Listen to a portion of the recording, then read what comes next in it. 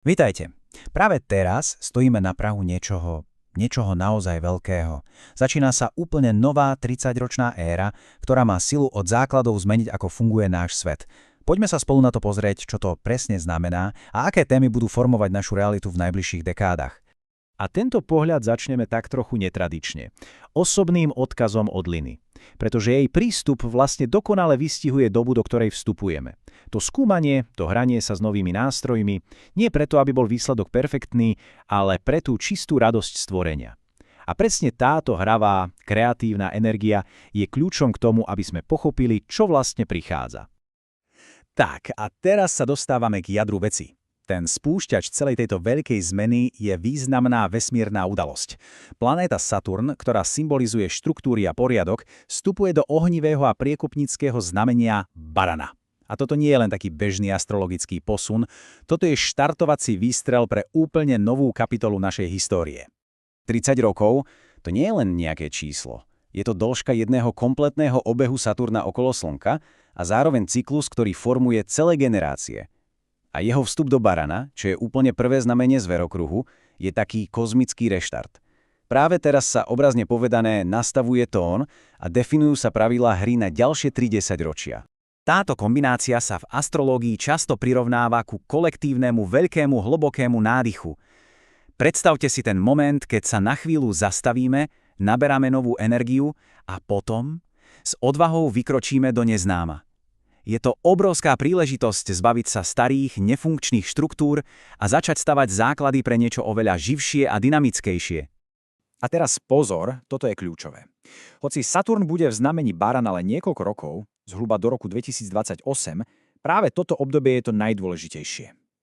V najbližších rokoch sa totiž položia tie základné kamene a vytvoria sa vzorce, ktoré budú ovplyvňovať spoločnosť počas celej 30-ročnice. Sme tak povediac v epicentre zrodu niečoho nového. No a aby sme naozaj pochopili váhu tohto momentu, história nám ponúka niekoľko fascinujúcich paralel. Viete, niektoré kozmické cykly so sebou prinášajú ozveny udalosti, ktoré už raz svetom otriasli. A teraz sa podržte, lebo toto je fakt sila. Podobná astrologická konštelácia, akú zažívame teraz, teda Saturn v Baranovi, v kombinácii s numerologickým rokom s energiou jednotky, sa naposledy vyskytla pred 324 rokmi. Táto neskutočná vzácnosť len podčiarkuje, v akým prelomovej dobe sa nachádzame. Keď sa pozrieme na minulé stretnutia Saturna s Neptúnom, ktoré tiež formujú našu súčasnosť, ten vzorec je úplne jasný.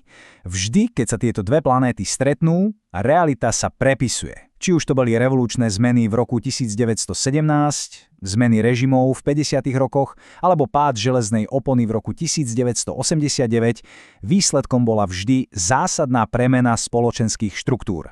A veľmi zaujímavé je porovnanie rokov 1989 a 2026. V 89. sa systém spojený s elementom Zeme rozpadol takmer pasívne. Tie betónové múry jednoducho stratili svoju silu a padli. No teraz s tou ohnivou energiou Barana sa očakáva niečo úplne iné. Namiesto pasívneho kolapsu prichádza aktívne prepisovanie systému a odohráva sa to hlavne v digitálnej sfére a sústredí sa na našu identitu. A presne toto všetko nás privádza k tej najväčšej a najdôležitejšej téme našej doby. To pomyselné boisko, kde sa bude definovať budúcnosť, je náš vzťah s technológiami. A hlavne tá otázka, čo to vlastne znamená byť človekom v digitálnom svete. Aby toho nebolo málo, do hry vstupuje aj Neptún, planéta ilúzií a snov, ktorá tiež vstupuje do Barana, znamenia Ja som. A výsledkom je akási digitálna hmla, v ktorej sa staré, pevné definície toho, kým sme, začínajú úplne rozmazávať. Hranice medzi reálnym a virtuálnym, ľudským a umelým sú zrazu oveľa tenšie. A tak sa tu pred nami otvára tá zásadná existenciálna otázka. Keď algoritmy formujú to, čo vidíme a čomu veríme, a umelá inteligencia dokáže tvoriť umenie, aká je potom tá naša jedinečná ľudská podstata? Táto nová éra nás nekompromisne núti hľadať odpoveď. A viete, odpoveďou nie je len tak sedieť a čakať, čo sa stane. Vôbec nie. Kľúčovou úlohou je vedome a aktívne si definovať vlastnú ľudskú suverenitu. To znamená rozhodnúť sa, ktoré hodnoty, ktoré schopnosti a ktoré časti našej existencie sú nedotknuteľné a ako ich budeme chrániť a rozvíjať vo svete neustálych technologických zmien. Takže, čo s tým všetkým? Môže to znieť zložito, ale v konečnom dôsledku nás tieto veľké zmeny nevedú k pocitu bezmocnosti, práve naopak. Je to povzbudivá výzva. Výzva k činom, ktorá sa začína v každom jednom z nás. Ak vás tieto témy chytili a chceli by ste sa do nich ponoriť hlbšie, ďalšie články a materiály nájdete na webe kvantovooptikou.eu v sekcii blog. A na záver si požičiame tento krásny, inšpiratívny odkaz.